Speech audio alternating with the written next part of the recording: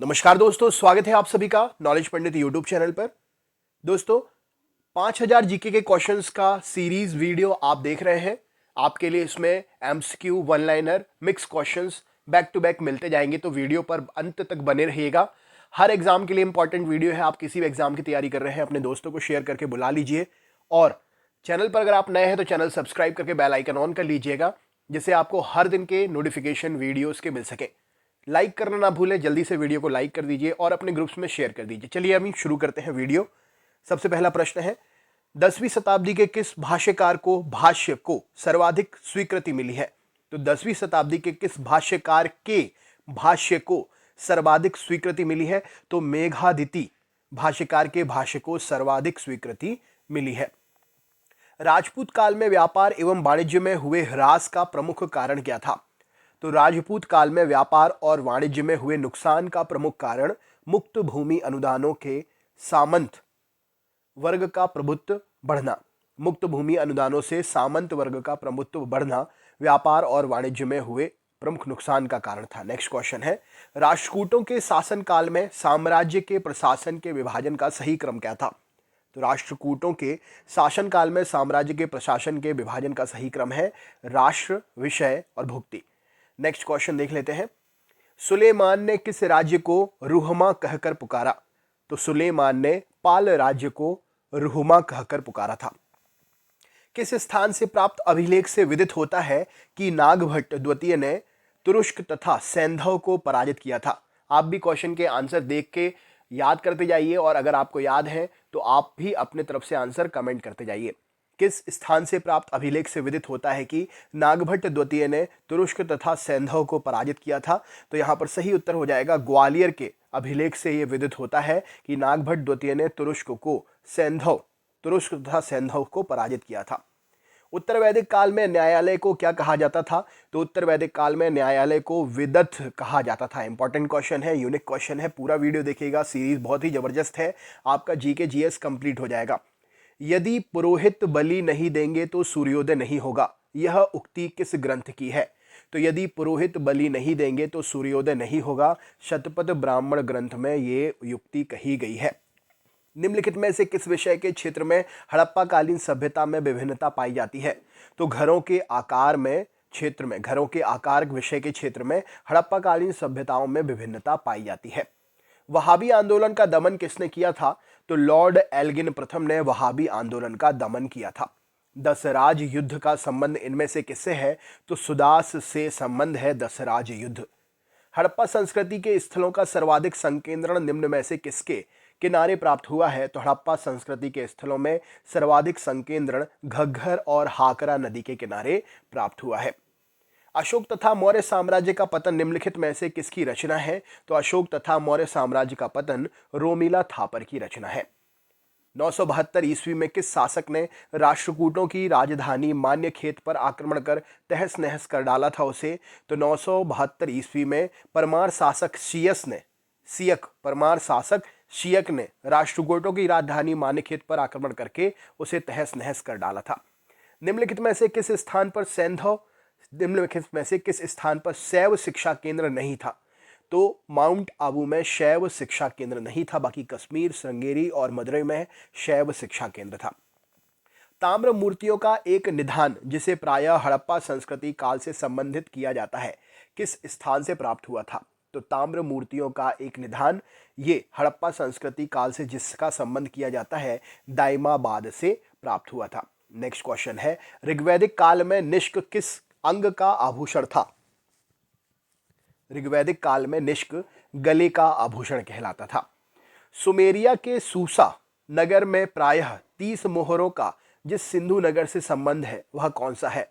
तो सुमेरिया के सूसा नगर से प्रायः 30 मोहरों का लोथल सिंधु नगर से संबंध मिलता है।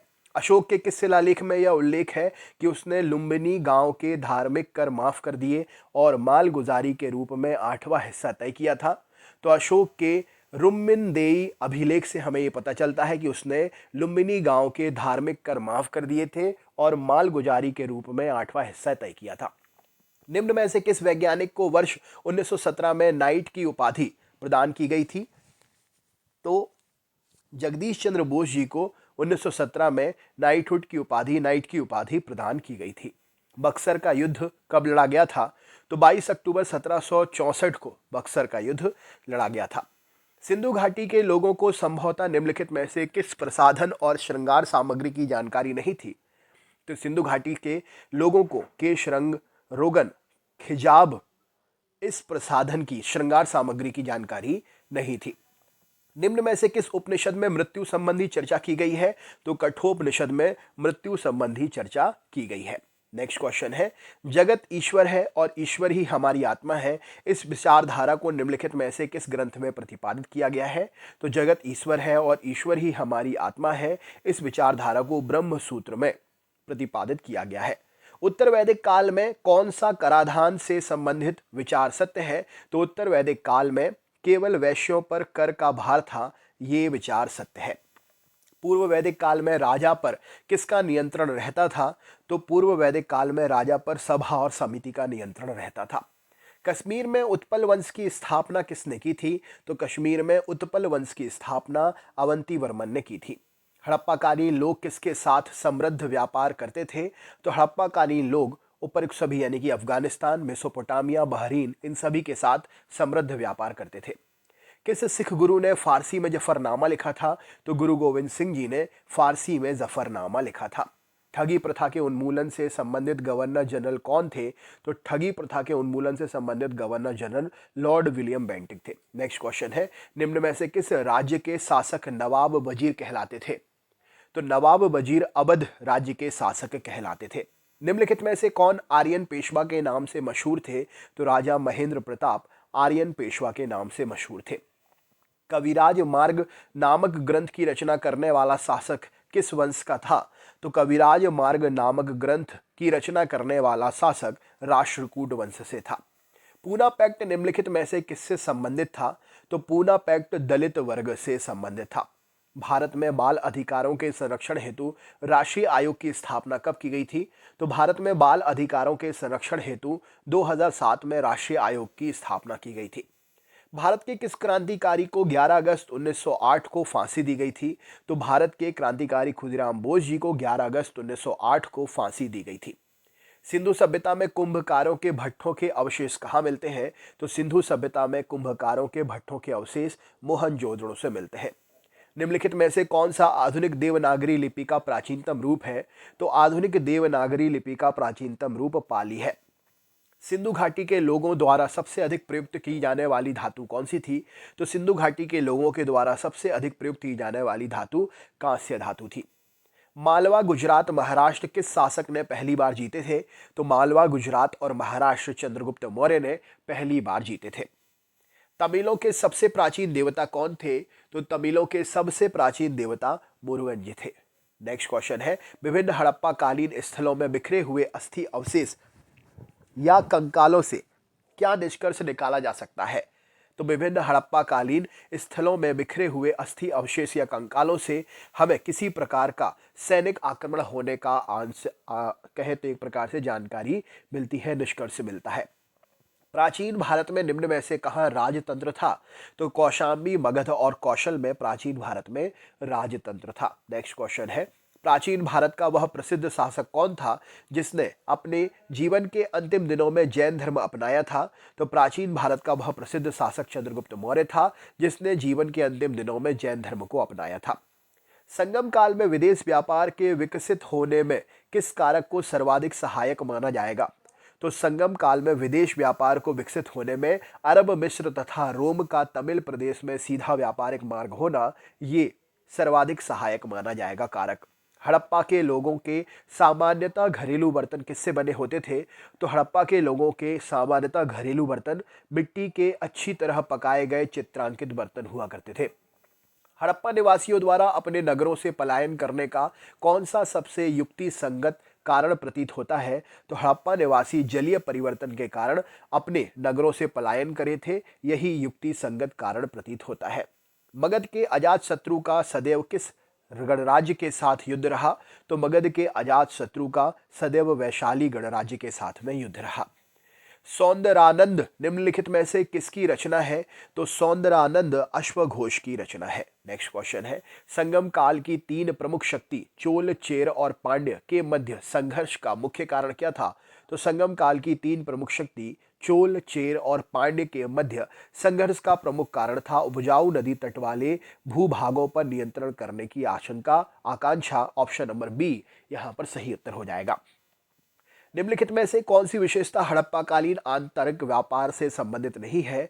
तो हड़प्पा कालीन आंतरिक व्यापार से संबंधित यह पूर्णतः वस्तु विनियमित व्यापार था। ऐसा नहीं है, हमें मुद्राओं के भी प्रमाण मिले हैं, इसीलिए ऑप्शन नंबर संबंधित नहीं है, यह पूर्णतः वस्तु विनिमय व्यापार था। तो दोस्तों ये था आज का प्रैक्टिस टेस्ट सेट पेपर। आगे का वीडियो यूं ही जारी रहेगा। आप जब तक अपने दोस्तों को शेयर करके बताइए। नेक्स्ट वीडियो हम शुरू करते हैं, जब तक अपने दोस्तों को बुला लीजिए और लाइक अगर नहीं किया है तो वीडियो को लाइक कर दीजिए। नमस्कार दोस्तों, स्वागत है नए वीडियो में। तो अभी हम पढ़ रहे हैं साइंस। आगे भी आपको बैक टू बैक वीडियो मिलते रहेंगे, तो अंत तक बने रहिएगा। हम मिक्स क्वेश्चंस आपके लिए करा रहे हैं, एमसीक्यू, वन लाइनर, सभी क्वेश्चन मिक्स रहेंगे, जिससे आपका मन भी लगा रहे और क्वेश्चन बनते भी रहे। तो चलिए अब नया वीडियो हम शुरू करेंगे। तो अभी क्लास में आए हैं, जिन्होंने अभी वीडियो ओपन किया है, चैनल को सब्सक्राइब करके बेल आइकन ऑन कर ले, क्योंकि आपके लिए क्लास हमेशा मिलती रहेगी, वीडियो हमेशा मिलते रहेंगे। सब्सक्राइब करना ना भूलें और हाँ, चलिए वीडियो को लाइक भी कर दीजिए, क्योंकि आपका सहयोग हमारे लिए आवश्यक है। तो लाइक के माध्यम से ही आपको सहयोग करना है, तो लाइक करते जाइए और अपने ग्रुप में शेयर कर दीजिए। चलिए शुरू करते हैं वीडियो।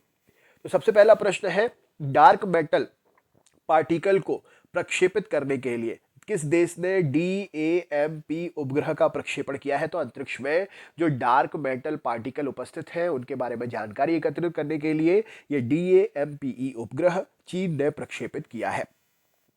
इनमें से किस स्थान पर ईल की नई प्रजाति जिम्नोथोरेक्स मिश्रई की खोज की गई है? तो ईल मछली की एक प्रजाति है और इसकी एक नई प्रजाति, इसका नाम है जिम्नोथोरेक्स मिश्रई। इसकी खोज मेदिनीपुर में हुई है। हाल ही में वैज्ञानिकों ने ब्रह्मांड में सबसे चमकीली आकाशगंगा की खोज की है और उसे क्या नाम दिया है? तो वैज्ञानिकों ने ब्रह्मांड में सबसे चमकीली आकाशगंगा की खोज की है, उसे रोनाल्डो CR7 नाम दिया है। नेक्स्ट क्वेश्चन है, इनमें से किस संस्थान को पवित्र तुलसी के जीनोम अनुक्रमण के साथ शामिल किया गया है? तो CSIR CIMAP संस्थान को तुलसी के जीनोम अनुक्रमण के साथ में शामिल किया गया है। इनमें से मणिपुर में खोजी गई कैटफिश की नई प्रजाति का नाम क्या है? तो मणिपुर में खोजी गई कैटफिश की नई प्रजाति है ग्लिप्टोथोरेक्स सेनापैटिएंसिस। ग्लिप्टोथोरेक्स सेनापैटिएंसिस। नेक्स्ट क्वेश्चन है, हाल ही में तत्व की एक नई अवस्था जिसका नाम है जैन टेलर मेटल, इसकी खोज हुई है। कौन से वैज्ञानिकों ने इसकी खोज की है? तो तत्व की एक नई अवस्था है जैन टेलर मेटल, जापानी वैज्ञानिकों ने इसकी खोज की है। मानव में वृक्क एक तंत्र का भाग है जो किससे संबंधित है? तो मानव में जो किडनी है, वृक्क है, उत्सर्जन तंत्र का भाग है। नेक्स्ट क्वेश्चन है, मानव में सांस वर्णक कौन सा है? तो हीमोग्लोबिन मानव में श्वास वर्णक है। नेक्स्ट क्वेश्चन है, रुधिर एक तरल माध्यम होता है जिसे हम क्या कहते हैं? तो रुधिर में एक तरल माध्यम होता है जिसे हम प्लाज्मा कहते हैं। अगला क्वेश्चन देख लेते हैं। अगला क्वेश्चन है, कौन सी कोशिकाएं जो पूरे शरीर में भ्रमण करती हैं और रक्त स्त्राव के स्थान पर रुधिर का थक्का बनाकर उसका मार्ग रोक देती हैं? तो प्लेटलेट्स वो कोशिकाएं हैं जो पूरे शरीर में भ्रमण करती हैं और रक्त स्त्राव के स्थान पर रुधिर का थक्का बनाकर उसका मार्ग रोक देती है। कुछ कोशिकाओं में हरे रंग के बिंदु दिखाई देते हैं, ये हरे बिंदु कोशिकांग है, जिन्हें हम क्या कहते हैं? तो कुछ कोशिकाओं में हरे रंग के बिंदु दिखाई देते हैं और ये बिंदु कोशिकांग क्लोरोप्लास्ट कहलाएंगे। लसिका किसका वहन करती है? तो लसिका वसा का वहन करती है। पादपों में जाइलम का काम क्या होता है? तो पादपों में जाइलम जल वहन यानी कि जल को ले जाने का काम करता है। क्षुद्रांत के आंतरिक आस्तर पर अनेक उंगली जैसी प्रवर्ध होते हैं, जिन्हें हम क्या कहते हैं? तो छोटी आंत के आंतरिक हिस्से में उंगली जैसे अनेक प्रवर्ध होते हैं, जिन्हें हम दीर्घरोम कहते हैं। कौन सा हार्मोन जो प्ररोह के अग्रभाग में संश्लेषित होता है तथा कोशिकाओं की वृद्धि में सहायक होता है, क्या कहलाता है? तो प्ररोह के अग्रभाग में ऑक्सिन संश्लेषित होता है और कोशिकाओं की वृद्धि में सहायक होता है। जिब्रेलिन क्या है? तो जिब्रेलिन एक प्रकार का हार्मोन है। पीयूष ग्रंथि से स्रावित होने वाले हार्मोन को क्या कहते हैं? तो पीयूष ग्रंथि से स्रावित होने वाले हार्मोन वृद्धि हार्मोन कहलाते हैं। इनमें से साम्यावस्था का नियम किसने दिया था? तो हॉडी वीनबर्ग ने साम्यावस्था का नियम दिया था। भूमि पर तेजी से दौड़ने के लिए जीवधारियों में क्या परिवर्तन हुआ है? तो आकार का परिवर्तन यानी कि आकारिक अनुकूलन हुआ है भूमि पर तेजी से दौड़ने के लिए जीवधारियों में। प्राणी में त्वचा आर्द्रग्राही अनुकूलन क्या कहलाता है? तो मरु अनुकूलन प्राणियों में त्वचा आर्द्रग्राही अनुकूलन कहलाता है। स्फुरदीप्त अंग किसमें पाए जाते हैं जो तुरंत ही रिस्पॉन्स देते हैं? तो स्फुरदीप्त अंग समुद्री जीवों में पाए जाते हैं स्फुरदीप्त अंग। नेक्स्ट क्वेश्चन है, निम्नलिखित में से किसका शुद्धिकरण ऊर्ध्वपातन विधि से किया जाता है? तो नेफ्थलीन का शुद्धिकरण ऊर्ध्वपातन विधि से किया जाता है। कोशिका का सबसे पहले पता किसने लगाया था? तो रॉबर्ट हुक ने कोशिका का सबसे पहले पता लगाया था। सभी कोशिकाएं पूर्ववर्ती कोशिकाओं से बनती है, यह मत किसने रखा था? तो सभी कोशिकाएं पूर्ववर्ती कोशिकाओं से बनती है, विर्चो नामक वैज्ञानिक ने यह मत रखा था। कोशिकाएं निम्न में से किससे मिलकर बनती है? तो कोशिकाएं प्लाज्मा झिल्ली, केंद्रक और कोशिका द्रव्य से मिलकर बनती है। ऐसे जीव जिनकी कोशिकाओं में केंद्रक झिल्ली नहीं होती है उसे हम क्या कहते हैं? तो ऐसे जीव जिनकी कोशिकाओं में केंद्रक झिल्ली नहीं होती है वो प्रोकैरियोटिक जीव कहलाते हैं। ऊतक क्या है? तो ऊतक कोशिकाओं का एक समूह होता है। कोशिकाओं की कुछ परतें ऊतक के आधारीय पैकेज का निर्माण करती है, इन्हें क्या कहते हैं? तो कोशिकाओं की कुछ परतें ऊतक के आधारीय पैकेज का निर्माण करती है, इन्हें पैरेंकाइमा कहा जाता है। कौन सा ऊतक पौधों को कठोर और मजबूत बनाता है? तो स्क्लेरेंकाइमा ऊतक जो है पौधों को कठोर और मजबूत बनाता है। कोशिकाओं की कौन सी परत का कार्य जल की हानि कम करके पादपों की रक्षा करना होता है? तो एपिडर्मिस परत का काम जल की हानि कम करके पादपों की रक्षा करना होता है। दोस्तों प्लीज शेयर जरूर करते जाएं और लाइक जरूर करते जाइएगा। सुबेरिन क्या है? तो सुबेरिन एक प्रकार से रसायन है। जीवों के वर्गीकरण के लिए सर्वाधिक मूलभूत लक्षण क्या हो सकता है? तो जीवों के वर्गीकरण के लिए सर्वाधिक मूलभूत लक्षण उनकी कोशिका की संरचना होती है। किस आधार पर जंतुओं और वनस्पतियों को एक दूसरे से विभिन्न वर्ग में रखा जाता है? तो स्वयं भोजन बनाने की क्षमता को लेकर जंतुओं और वनस्पतियों को एक दूसरे से भिन्न वर्ग में रखा जाता है। कौन से विषमपोषी यूकैरियोटिक जीव जो पोषण के लिए सड़े गले कार्बनिक पदार्थों पर निर्भर रहते हैं तथा उन्हें मृतजीवी कहा जाता है? तो फंजाई तथा कवक विषमपोषी यूकैरियोटिक जीव होते हैं जो सड़े गले कार्बनिक पदार्थों पर निर्भर रहते हैं तथा उन्हें मृतजीवी कहा जाता है। वायरस से होने वाला सामान्य रोग क्या है? तो इन्फ्लुएंजा, डेंगू बुखार, एड्स, खांसी जुकाम वायरस से होने वाला सामान्य रोग है। बैक्टीरिया जनित रोग कौन सा होगा? तो हैजा रोग, क्षय रोग, एंथ्रेक्स, टाइफाइड बुखार ये सभी बैक्टीरिया जनित रोग है। यकृत में संपन्न ग्लूकोनियोजिनेसिस प्रक्रिया हेतु आवश्यक हार्मोन कौन सा है? तो यकृत में संपन्न होने वाली ग्लूकोनियोजिनेसिस प्रक्रिया हेतु ग्लूकेगोन नामक हार्मोन की आवश्यकता होती है। इनमें से संकटकालीन हार्मोन किसे कहेंगे? तो एड्रेनलिन को हार्मोन जो है एड्रेनलिन हार्मोन संकटकालीन हार्मोन कहा जाएगा। संकट के समय ये एक्टिव होता है। ग्वाइटर रोग किस खनिज तत्व से संबंधित है? तो ग्वाइटर रोग आयोडीन से संबंधित है। शारीरिक संतुलन बनाने में सहायक संवेदी अंग कौन सा है? तो शारीरिक संतुलन बनाने में सहायक संवेदी अंग हमारे कान होते हैं। शरीर में लिम्फोसाइट कोशिकाओं के बनने से संबंधित ग्रंथि कौन सी है? तो थाइमस ग्रंथि शरीर में लिम्फोसाइट कोशिकाओं के बनने से संबंधित ग्रंथि है। मेंडल मूलतः किस विषय के विशेषज्ञ थे?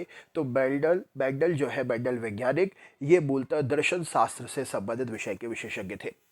मेंडल ने अपने प्रयोगों को ब्रून सोसाइटी ऑफ नेचुरल हिस्ट्री की वार्षिकी में किस सन में प्रकाशित किया था? तो मेंडल ने अपने प्रयोगों को ब्रून सोसाइटी ऑफ नेचुरल हिस्ट्री की वार्षिकी में 1866 में प्रकाशित किया था। निम्न में से मेंडल के कार्यों की पुनर्खोज किसने की थी? तो मेंडल के कार्यों की पुनर्खोज ह्यूगो डिब्रीज, कॉरेंस और शेरबैक वैज्ञानिकों ने की थी मिलकर। जेनेटिक शब्द का प्रयोग सबसे पहले किसने किया था? तो वाटसन ने जेनेटिक शब्द का प्रयोग सबसे पहले किया था। अगला क्वेश्चन देख लेते हैं। वर्तिकाग्र के परिपक्व होने से पहले उस पुष्प से पुंकेसर को हटा देना क्या कहलाता है? तो वर्तिकाग्र के परिपक्व होने से पहले पुष्प से पुंकेसर को हटा देना विपुसन कहलाता है। अनुवांशिकी शब्द का सर्वप्रथम प्रयोग किसने किया था? तो अनुवांशिकी शब्द सर्वप्रथम प्रयोग वाटसन ने किया था। जब दो शुद्ध विपरीत गुणों वाले पौधों को संकृत कराया जाता है तो प्रथम पीढ़ी में निम्न में से किसके गुण प्रदर्शित होते हैं? तो जो भी प्रभावी होगा, जो उन दोनों में से प्रभावी होगा, तो प्रभावी लक्षण वाले पौधे के गुण प्रदर्शित होंगे। जीवन की उत्पत्ति के आधुनिक सिद्धांत को किसने दिया था? तो जीवन की उत्पत्ति के आधुनिक सिद्धांत को A.I. ओपेरन ने दिया था। ओलाइगोसीन काल में कौन से प्रकार के घोड़े का विकास हुआ था? तो मीसोहिप्पस प्रकार के घोड़े का विकास ओलाइगोसीन काल में हुआ था। उपार्जित लक्षणों की वंशागति का सिद्धांत किसने दिया था? तो लेमार्क ने उपार्जित लक्षणों की वंशागति का सिद्धांत दिया था। जनन द्रव्य सिद्धांत किसने दिया था? तो बीजमान नामक वैज्ञानिक ने जनन द्रव्य सिद्धांत दिया था। ब्रह्मांड का अध्ययन किस विषय से संबंधित है? तो कॉस्मोलॉजी में ब्रह्मांड का अध्ययन करते हैं। वैज्ञानिकों के मत के अनुसार जीवन का सर्वप्रथम उद्भव किसमें हुआ था? तो वैज्ञानिकों के मत के अनुसार जीवन का सबसे पहले उद्भव समुद्र में हुआ था। मानवों में लगभग कितने अवशेषी अंग होते हैं? तो मानवों में 100 अलग अलग प्रकार के अवशेषी अंग होते हैं। मृत जीवों के चट्टानों में बदल जाने की प्रक्रिया क्या कहलाती है? तो पेट्रीफैक्शन मृत जीवों के चट्टानों में बदल जाने की प्रक्रिया कहलाती है। अंगों का उपयोग में आना या ना आना किसकी विशेषता है? तो लेमार्कवाद की विशेषता है अंगों का उपयोग में आना या ना आना। संवहनी पौधों में कॉर्क क्या होता है? तो संवहनी पौधों में सुरक्षात्मक ऊतक है कॉर्क। नेक्स्ट क्वेश्चन है, दूसरी जाइलम वाहिनिकाएं कैसी होती हैं? तो दूसरी जाइलम वाहिनिकाएं चौड़ी और छोटी होती हैं। निम्न में से कौन सी पेशी ऐच्छिक पेशी है? तो कंकाली पेशी ऐच्छिक पेशी का उदाहरण है। अस्थि, उपास्थि, टेंडन और रुधिर ये सब क्या है? तो अस्थि, उपास्थि, टेंडन और रुधिर ये संयोजी ऊतक के उदाहरण है। चिकनी पेशियां कहां पर पाई जाती हैं? तो आंतरिक अंगों की दीवारों पर चिकनी पेशियां पाई जाती हैं। रेखित पेशियां कैसी पेशियां होती हैं? तो रेखित पेशियां ऐच्छिक पेशियां होती हैं। भुजाओं और पादों में पाई जाने वाली पेशी कौन सी होती है? तो हमारे हाथ और पैर में पाई जाने वाली पेशी कंकालीय पेशी है। तो दोस्तों ये था आज का इस वीडियो का आखिरी क्वेश्चन और आगे आपका वीडियो जारी रहेगा। वीडियो आपका दूसरा चालू होगा, बने रहिए, अंत तक देखिए, सीरीज कवर करिए, अपने दोस्तों को शेयर करके बुलाइए और अभी तक जिसने लाइक नहीं किया है तो लाइक कर दीजिए। चलिए दूसरा वीडियो शुरू करते हैं।